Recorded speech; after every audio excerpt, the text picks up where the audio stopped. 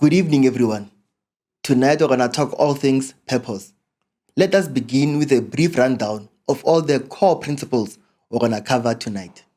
Number 1, God does everything with and for a purpose. Number 2, everything serves a purpose. Number 3, an unknown purpose always wastes time and raises the possibility of danger. Number 4, abuse and misuse occur when purpose is not known. Number 5, a person or thing, apart from its creator, cannot know its purpose. Number 6, if you want to know the purpose of a product, you must ask the manufacturer or his authorized representative. Number 7, purpose unveils the reasons behind life's experiences and demands. It supplies a vision for the future and gives life significance and meaning. Let's begin with this thought of success without fulfillment. People, regardless of who they are or where they live, all want to be successful. This success is usually defined by the superficial rewards that are so glorified in the media: wealth, power, fame, luxury, and prestige. The goal of material achievement is drilled into us from an early age. Parents urge their children to work hard so they can become somebody. Schools add to the pressure by using competitive grading and by offering rewards for outstanding performances. Bookshops are loaded with manuals that instruct leaders how to get to the top of their fields so they can accumulate power, wealth, and influence. Magazines, complete with cover photos that glamorize the rich and famous, boldly promise shortcuts to success. This relentless pursuit of success has produced some unglamorous results. Divorce and suicide rates continually climb. Violence, environmental distraction, and white-collar crime plague every community. Emotional depression has multiplied tenfold over the last 2 generations, particularly in men and women between the ages of 25 and 44. The internal benchmarks that denote personal and corporate fulfillment are noticeably missing from our world, and a positive sense of direction that encompasses the totality of life is obviously lacking for the majority of people. This poverty of satisfaction and meaningful existence is no small matter. A professional career and a large bank account cannot provide these absent ingredients. No amount of accomplishments can replace the power and the motivation of finding your own special niche and working toward your dreams. Those who lack a clear purpose, or those who struggle to meet the expectations of others, such as parents, spouses, bosses, or society at large, often experience inner emptiness. Achieving success at the top of professional or the social ladder becomes meaningless if it comes at the expense of personal gratification and well-being. As children, we learn to see academic, professional, and financial achievements as good, and failures of any kind as bad. Thus, the measurements of achievement we receive from the previous generations have always been outwardly directed. Success in the eyes of others has been assumed to be personal success, for acclaim from others is the accepted requirement for receiving the successful label. In many cases, the acclaim of others and our personal assessment do not match. Too often, personal satisfaction has been sacrificed for the societal norm of making coincidence, imitation, and economic urgency, rather than aptitude, passion, and a sense of individual purpose, the basis for critical career decisions. In this, our world has missed the item of true value. Career success does not automatically yield the desired end of personal fulfillment, which is the only true measure of success. Private disillusionment and despair characterize many who have allowed the prescriptions of society to dictate their lives. Fulfilling purpose must be the primary goal of every person. Without a commitment to that purpose, there can be no lasting success. So, what is purpose? Everything in life has a purpose. Everyone on this planet was born with and for a purpose. It is this purpose that is the only source of meaning. Without purpose, life is an experiment or a haphazard journey that results in frustration, disappointment, and failure. Without purpose, life is subjective. or it is a trial and error game that is ruled by environmental influences and the circumstances of the moment. In the same manner, in the absence of purpose, time has no meaning, energy has no reason, and life has no precision. Therefore, we must understand and discover our purpose in life so that we can experience an effective, full, and rewarding life. Purpose is the original intent for the creation of a thing.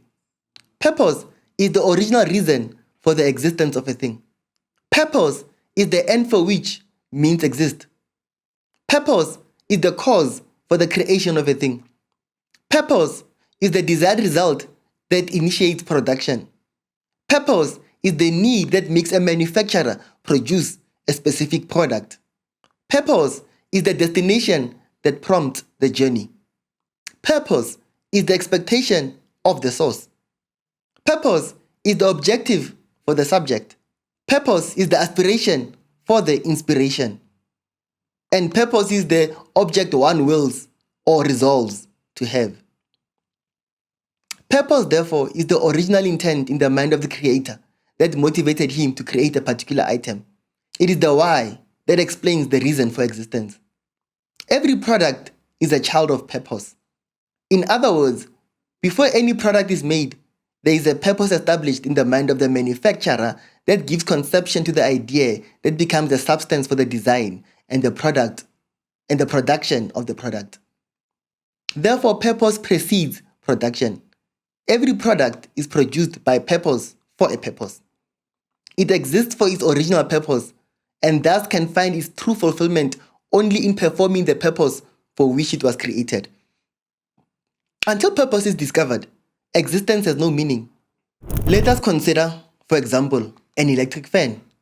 If it were possible for us to enter the mind of the person who invented this product, we might see a desire or an intent to circulate or move air, thus producing a cooling effect.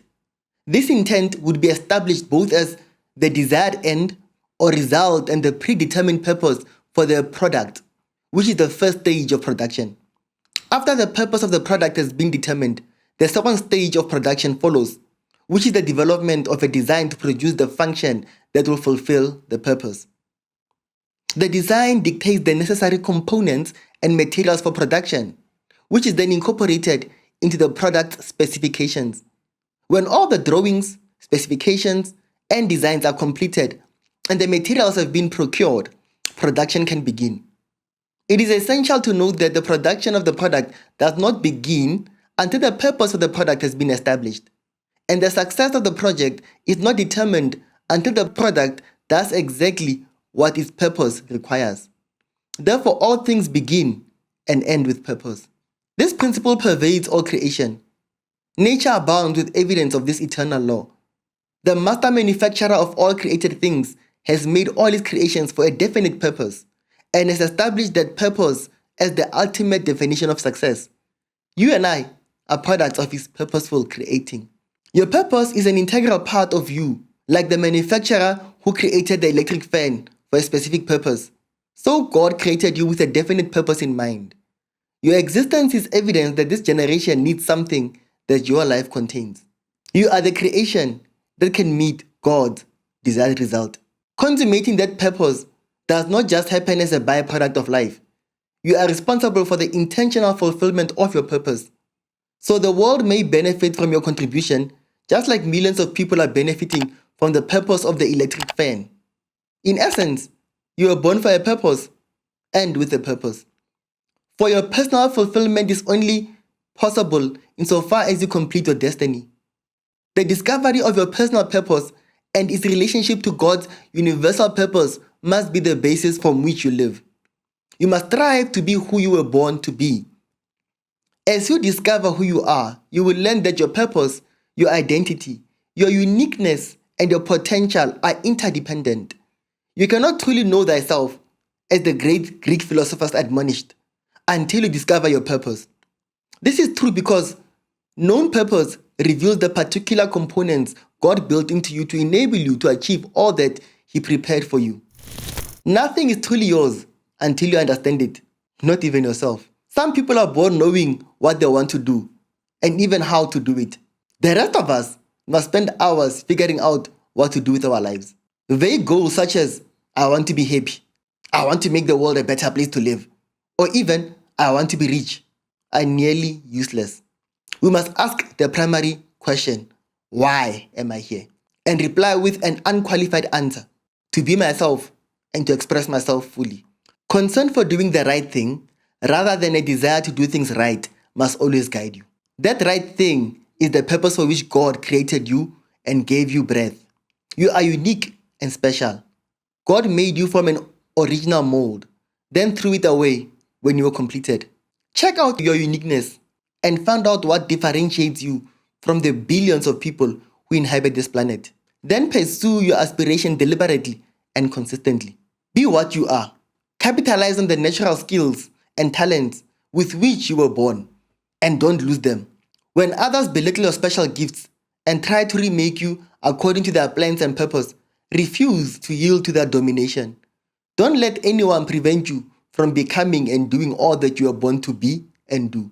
Remember, if you don't deploy yourself, others will soon employ you. Above all, pursue your purpose with passion and discover the purpose for your life. Proverbs chapter 20 verse 5. The purposes of a man's heart are deep waters, but the man of understanding draws them out. Here is a brief summary of what we've looked at thus far. Be sure to watch this video all the way to the end for more insightful nuggets. It's my birthday week, so I'm talking about purpose a lot. Number 1, the human need for personal meaning and satisfaction is universal. Number 2, personal fulfillment is the only true measure of success. Number 3, fulfilling purpose must be the primary goal for every person. Number 4, everything in life has a purpose. Number 5, purpose is the original intent in the mind of the creator that motivated him to create a particular item. Number 6, purpose always precedes production. Number 7, all things begin and end with purpose.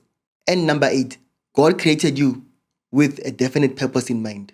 So everyone, thanks for joining today's stream. If you're enjoying the content and want to support the channel, here are a few cool ways to do it.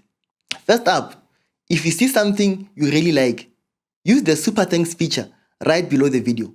It's a great way to highlight your comments and it really supports the channel. Also, keep the energy up in the chat. Engage with us, ask questions, and share your thoughts. I love seeing your comments and it makes our live stream so much more exciting. And if you're feeling super generous, check out the donation button. Every bit helps and it goes right back into creating content that you enjoy. Plus, there are some cool perks and shoutouts for donors. Also, don't forget to hit that like button and subscribe if you haven't already. And turn on notifications so that you don't miss any of our future streams.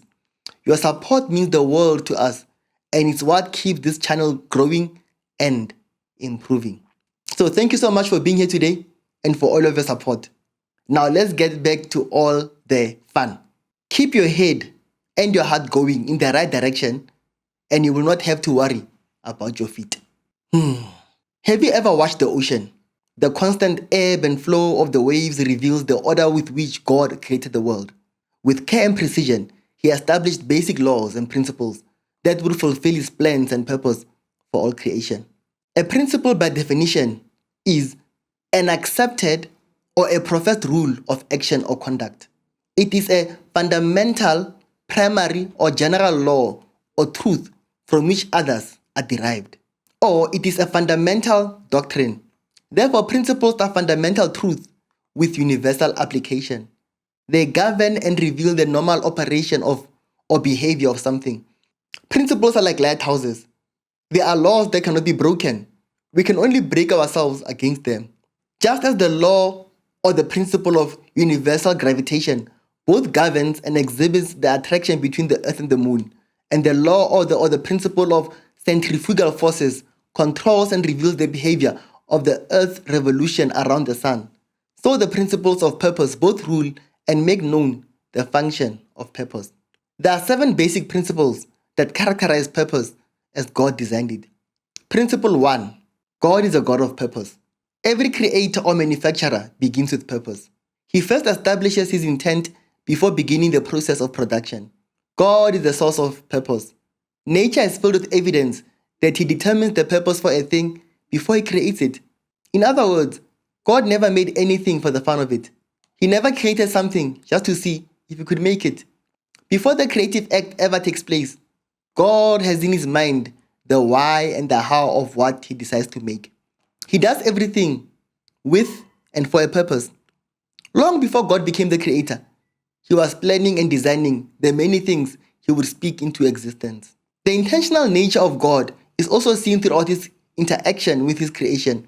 He purposed to save Noah from the flood that would destroy the earth before He told Noah to build a boat. He established that Esau, the elder son of Isaac, would serve Jacob, the younger son, before Rebekah had even given birth to them. He ordained that King David's son Solomon will build the Lord a temple long before Solomon was born. He determined that a virgin would have a child before the Holy Spirit came over Mary. He appointed Paul to be his messenger to the Gentiles before he sent Ananias to pray for Paul so he could receive his sight again. These and many other examples that have not been cited reveal God's character of acting with purpose. He is a God of purpose. He never acts without first setting the end toward which His actions are directed. God never creates before He purposes. It was His purpose that generated all He created and forever established the intent for everything that exists. Principle 2. Everything in life has a purpose. If God is a God of purpose and He created everything, then everything in life has a purpose. This amazes me. When I look at a cockroach before I kill it, or a rat caught in a trap, I wonder that God has a plan and a purpose for each of these creatures. The lice that we detest and the snakes we fear were made by God to fulfill a specific purpose, as were mosquitoes, birds, and trees. God took as much time putting together spiders and ants as He did creating butterflies and flowers. Just because we don't understand the creature's purpose doesn't mean that it is purposeless. Our reactions of fear or disgust do not negate their reasons for existence, because everything serves a purpose. So in essence, ignorance of purpose does not cancel purpose. As a consequence, everything, no matter how insignificant it may seem, exists for a distinct purpose in the mind of God to serve a greater purpose. The hairs in the nostrils were carefully designed by God and intentionally placed there for the purposes of trapping bacteria, germs, and dust particles, preventing them from contaminating the lungs during inspiration. The wax in your ears has a purpose. Your ear glands were created to produce wax, to attract and trap dust particles, bacteria, and germs before they can enter the delicate inner ear and cause infection. There is nothing in your body that does not serve a vital purpose, even down to the smallest detail. A random thought: there are what we call vestigial organs. Vestigial because scientists think they are vestiges of a previous nature we once had. But we need to dig a little bit deeper into this. Very soon, I'm going to do a video on evolution talking about vestigial organs. Now, the thought I just established is also true of nature. Mankind has recently discovered that every animal and every plant was created to balance the ecosystem. Any disruption in its purpose affects everything else. The ozone layer of the upper atmosphere has recently been discovered to have a critical purpose to perform. It was designed to help preserve life on our planet by regulating the intensity of the ultraviolet rays from the sun. The plants themselves absorb the ultraviolet rays of the sun and produce chlorophyll for their food while releasing oxygen for us to breathe. Their purpose involves keeping us alive by providing both food and oxygen. We, in turn, breathe in oxygen and breathe out carbon dioxide, which the plant absorbs to make its food. Therefore, we need their purpose and they need ours. It should also be noted that God created nothing for beauty, even though the things He created are beautiful. Beauty is a byproduct of design, not a creature's intended purpose. Therefore, if God designed the hairs on a bee's leg to transfer pollen from one flower to another and placed the hairs in your nostrils and the wax in your ears for a specific purpose, then you must know that He has a purpose for your life. Principle 3. Not every purpose is known. Our world is plagued by the desire to have more and more. But having something is not really the most important thing. Knowing the reason for what you have is much more important. There are times when the why is not known. This doesn't mean that the thing, event, or person doesn't have a purpose. Its purpose just isn't known. The story of a man named Jonah shows what can happen when purpose is unknown. The book of Jonah describes the adventures of a prophet who didn't want to obey God's command. When God told him to go to the Assyrian capital of Nineveh and preach against their wickedness, Jonah disobeyed. He tried to run away from God by boarding a ship that was sailing in the opposite direction. While they were at sea, a violent storm nearly broke the ship apart. The terrified sailors cried for help and threw their cargo overboard to lessen the danger. Meanwhile, Jonah was sleeping in the hold of the ship. When the captain found him, he awakened Jonah and told him to pray to his God. The storm continued to rage until the sailors finally decided to draw lots to see who was to blame for the danger. The lot fell on Jonah, who then answered their question saying, "I am a Hebrew, and I worship the Lord, the God of heaven, who made the sea and the land." That's Jonah 1. Then he described how he was running away from God and told them to throw him to the sea. Because the sailors were reluctant to follow Jonah's suggestion, they tried to row to shore, but the storm became worse. Finally, they threw Jonah overboard and the sea became calm. The sailors' problem was not the storm, but the unknown purpose of the storm. Had they known earlier that the storm was God's means of talking to Jonah, they wouldn't have wasted so much time trying to save themselves. Their lack of knowledge didn't cancel the storm's purpose. It just meant they didn't have the same information Jonah had. They didn't know the storm's purpose. Unknown purpose always wastes time and gives the possibility of danger. Principle 4. Wherever purpose is not known, abuse is inevitable. One day, a man was washing his car with an old bath towel when his daughter came to him and said, "Dad, what are you doing?" "I'm washing the car," he said. To which she replied, "No, you are using the towel. That's to bath with." Because she obviously was right, the man had to come up with something smart as a response. So the man said, "Yes, this towel is designed to bath with, but you've bathed with it enough. Now it's time for the car to get bathed with it." Although the daughter accepted his explanation, her concept was good. The man was abusing the towel. The man wasn't using it for its intended purpose. Abuse occurs whenever we don't use something according to its creator's intentions. In other words, if you don't know the purpose for something, or you choose to ignore that purpose, you can't do anything other than abuse it. No matter how good your intentions may be, they are cancelled by your ignorance. You may be sincere and committed toward your husband, your child, or your boss, but your sincerity and commitment cannot make up for your lack of knowledge of their purpose. Abuse remains inevitable, and you put them in danger. So, when we run into problems with certain aspects of God's creation, the plant or the animal or the person is not causing the difficulty. It's our use or abuse of that plant, animal, or person that gets us into a predicament. The word abuse means abnormal use, or to say it in another way, if you don't know the proper use for something, you will use it in an erratic and disorderly manner. So unknown purpose also leads to misuse, which is also a stronger form of abuse. To misuse something means that you miss the intended use. Although the product has a purpose, you miss knowing it and thus use it for something other than what the creator had in mind when he designed and made it. If you don't know the purpose for a baby, you will misuse the child. We call that child abuse. If you don't know the purpose of money, you will abuse the money. If you don't know the purpose for a job, you'll misuse the job. If you don't know the purpose of your mate, you'll abuse your spouse. We call that wife abuse or husband abuse. It is therefore very important that you either discover the purpose for everything you encounter in life or refrain from using that person or thing until you gain that knowledge. If, for example, your friend asks you to marry him, but he doesn't know the purpose of marriage, you'll be wise to refuse to marry him until he discovers the God-given purpose for marriage. You know I can never finish a sermon without touching this one. Otherwise, he will abuse both marriage and, as a result, abuse you. Many of us have been victims because others have abused the very things that God Himself created. That's why it is very important that we do not move into marriage, school, a new job, and so forth until we know God's purpose for giving us that relationship or position. It is the violation of this principle that is the cause for all our social problems today. The drug problem is not a substance problem, but a substance abuse problem. We abuse the godly gift of sex and experience the fatal consequence because we don't seek the purpose for those things.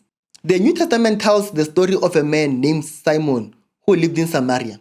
Simon was a magician who claimed to have great powers. When Peter and John came to Samaria and preached the gospel, he believed their message and was baptized. He remained envious of Peter and John, who were performing many miracles. When he saw them lay hands on believers so they could receive the Holy Spirit, he offered them money to give him the same power. Peter rightly rebuked him for trying to buy God's gifts. Simon's wrong was not that he wanted to share in the ministry of laying on of hands, but that he wanted the gift for the wrong motive. The scriptures are clear that God's gifts are given for the good of the whole body. Simon sought to abuse God's gift by using them selfishly. All abuse is a violation of purpose. Principle 5. If you want to know the purpose of a thing, never ask the thing. Have you ever asked a microphone or a chair or a plant why it exists?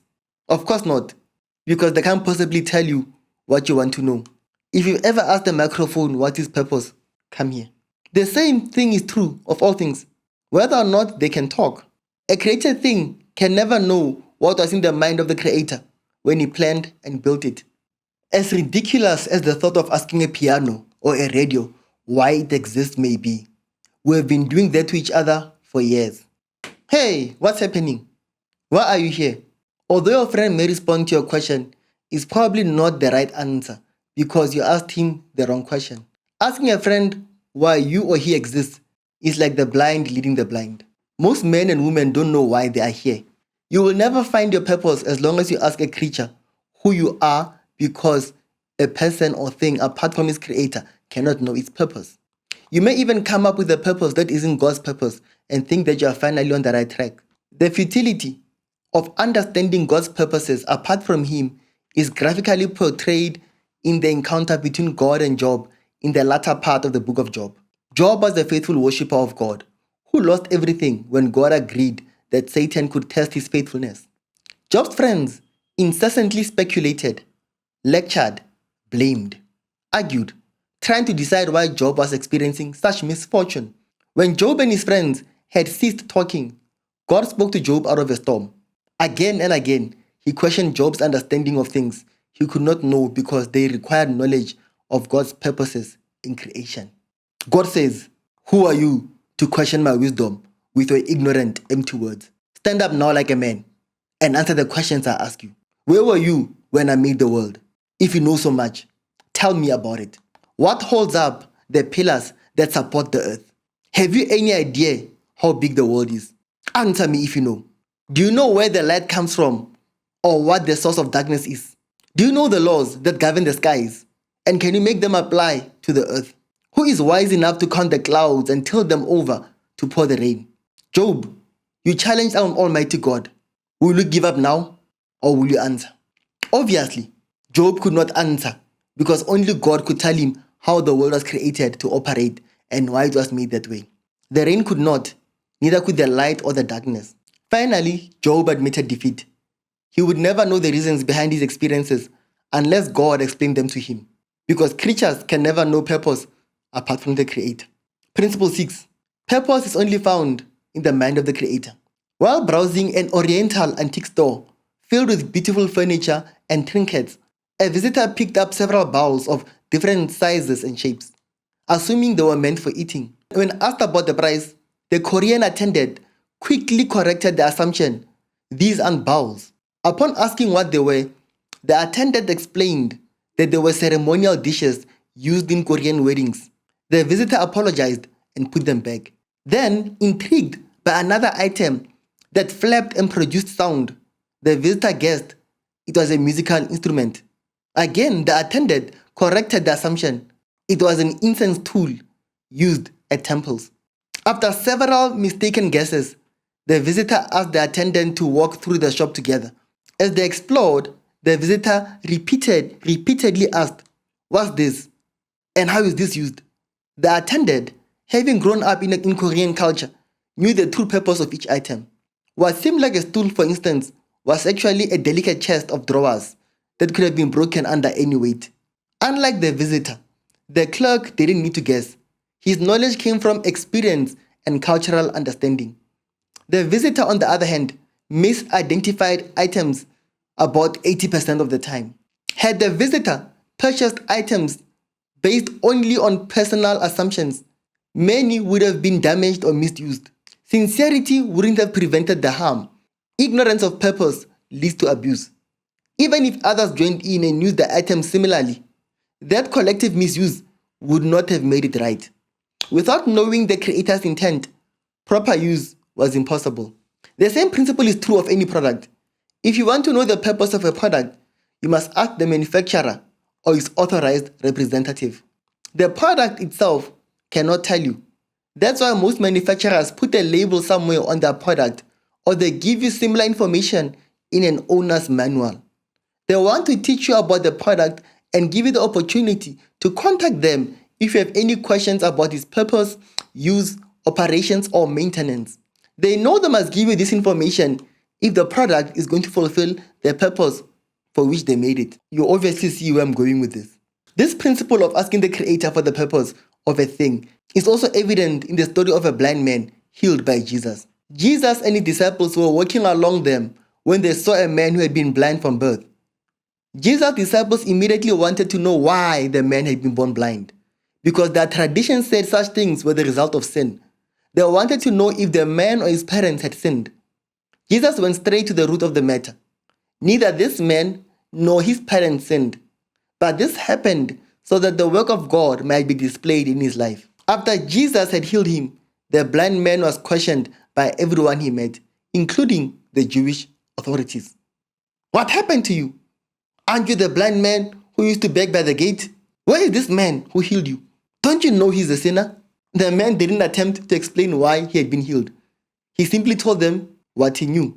If the Jewish officials and everyone else wanted to know why he had been healed, they would have to ask Jesus like his disciples had, because only the originator of an action knows the purpose behind it. So if you want to know the purpose of a thing, including yourself, you must discover who created it and submit it to his knowledge. Only God knows the purpose for your life. And principle 7. Purpose is the key to fulfillment. Manufacturers always want the consumer to be satisfied with their product. Labels and instruction books are their way of telling you what they had in mind when they created the product, so you can compare that to your expectations when you bought it.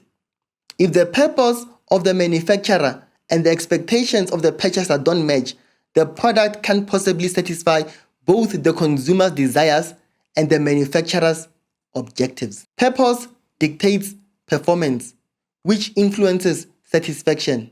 Therefore, purpose is the key to fulfillment.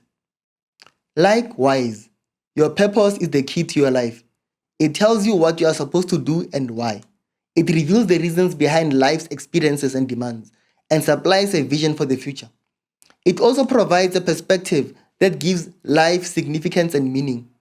Apart from purpose, life seems fatalistic and haphazard, and the events of life become more important than the reasons behind them.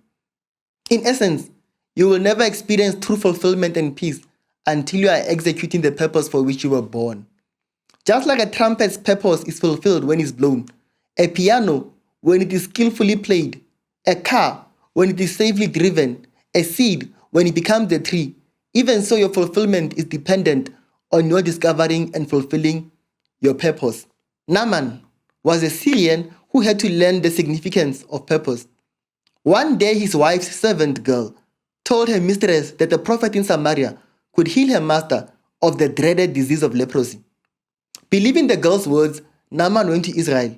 When the king of Israel sent Naaman to the prophet Elisha, Elisha told his servants to tell Naaman to dip 7 times in the Jordan River and he would be healed. But Naaman became very angry and complained that he could have washed in rivers in Syria if that would have cured him. Finally, Naaman's servants convinced him to do what the prophet had instructed. 7 times Naaman dipped himself in the Jordan River, and when he came up the 7th time, he was completely cured. So too often, we look at life the same way Naaman did. We seek satisfaction in life's activities without considering the purpose behind them. It wasn't the river that healed Naaman, but his obedience to God's purpose through the words of the prophet Elijah. The river was powerless. God's word is all powerful. When He determines a purpose for our lives, we will find fulfillment only when we are walking toward the end He has set. God wants us to know His plans and purposes for our lives because He knows that apart from them, we cannot know hope, peace, and joy. In all things, purpose is the key to fulfillment because it establishes the foundation on which all life must be built. Let us summarize our thoughts again for tonight. Number 1, God does everything with and for a purpose. Number 2, everything serves a purpose. Number 3, an unknown purpose always wastes time and raises the possibility of danger. Number 4, abuse and misuse occur when purpose isn't known. Number 5, a person or thing apart from its creator cannot know its purpose. Number 6, if you want to know the purpose of a product, you must ask the manufacturer or its authorized representative. Number 7, purpose reveals the reasons behind life's experiences and demands. It supplies a vision for the future and gives life significance and meaning. What do you think? Does this fit with your own experience? Let me know in the comments below. And if you've gotten this far, you might as well like this episode and subscribe to my channel. You may also consider becoming a channel member with perks like priority review of comments, exclusive videos, and access to the School of Ministry. Thank you for listening.